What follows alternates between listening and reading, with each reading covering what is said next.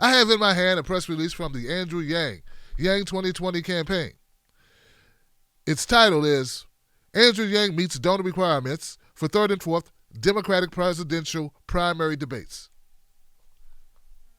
In other words, look out, America, you about to get Yang-matized. That's right. It goes on to say that the Democratic presidential candidate Andrew Yang has met the individual donor requirements to qualify for the third and fourth Democratic primary debates. So now I'm running for president. How many of you saw that I'm polling at 3% nationwide as of today? That's right, and most people have still never heard of Andrew Yang. When they find out about me, oh my gosh. We're just going to keep on climbing. To qualify for the September event, candidates are required to hit 2% in 4 qualifying polls instead of 1% in 3 polls for the first debate.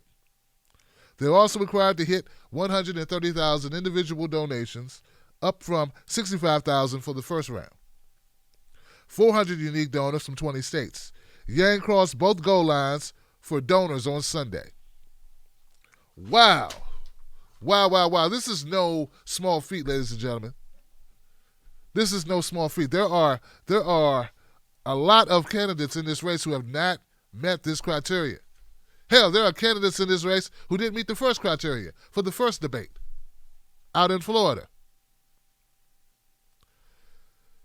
The press release closes by saying, from his campaign manager, Zach Grauman, this campaign has continued to beat every seasoned political's best expectations, and I couldn't be more proud of our team. We have hit this number before sitting senators and governors without the backing of the establishment in Washington. Andrew will be on the stage because his supporters won't take no for an answer, plain and simple.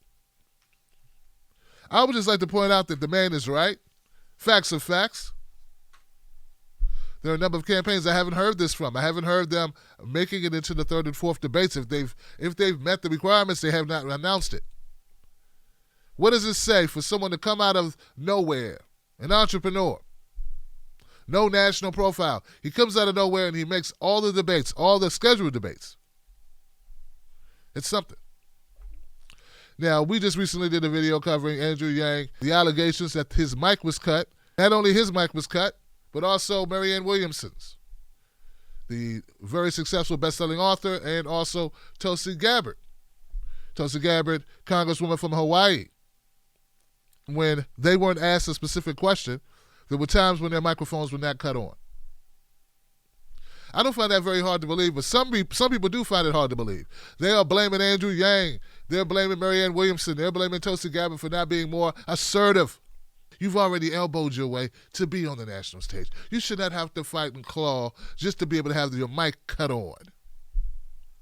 Some people are holding them to crazy expectations. What needs to be noted is that Andrew Yang is polling better than some of the seasoned politicians, as he stated. I've seen Andrew Yang polling as high as 5%. That's big for an entrepreneur who's not in the politics, not a politician.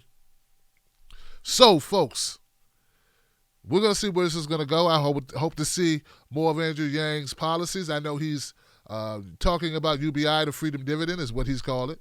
That gets most of the play, but he also has some other policies. I would like to hear that Andrew Yang is more supportive of Medicare for all, $15 minimum wage. What are his thoughts on those things? And also, some of the critiques about Andrew Yang's policies are that his policies cancel out. His so-called freedom dividend cancels out some of the other wraparound services that people need. It's not a supplement. It's an instead of. And that's a problem for some people. But I suggest that everyone give Andrew Yang a fair hearing. A fair hearing on the issues and see where he stands on those issues. Do a search for Andrew Yang 2020. You'll definitely find a number of interviews. I saw him just recently interviewed by Forbes magazine. And I'm looking forward to hearing Andrew Yang go toe-to-toe on that stage with a mic that is actually turned on and he is ready to go and inserts himself and chimes in and speaks truth to power from an outsider's perspective. That's what I want from Andrew Yang. That's what I wish for Andrew Yang. That to me would be a win-win for the whole country, not just Andrew Yang. but for the whole country, to have that conversation about technology's impact on the workforce and how do we mitigate that. And also it's good to note, Andrew Yang is talking about taxing those very profitable corporations, the Walmarts, the Amazons, the Disneys, all those big corporations that don't pay taxes, effectively pay no taxes. Andrew Yang's talking about that. So give him a listen. Go to yang2020.com.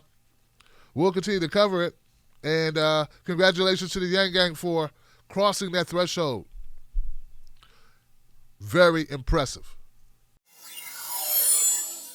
Right behind me is my wolf. Join the Tim Black Wolf Pack. They got my back, I got your back. It's only $5 a month minimum to join the Tim Black Wolf Pack, and you become a member, access to content that's unreleased to the general public. We are a community. We speak truth to power. Make it happen today.